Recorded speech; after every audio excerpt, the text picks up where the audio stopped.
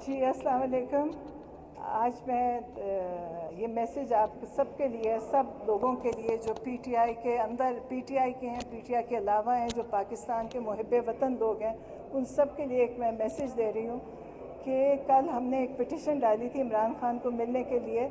एक भाई के तौर पे मैंने कहा मुझे मिलने दिया जाए, जो उन्होंने इनकार कर दिया, और उस वजह से पीटीआई ने एक एहतजाज की कॉल दी है। और उस कॉल में हम सब, हमारी फैमिली पूरी, हमारे दोस्त और सारी पीटीआई शिरकत कर रही है।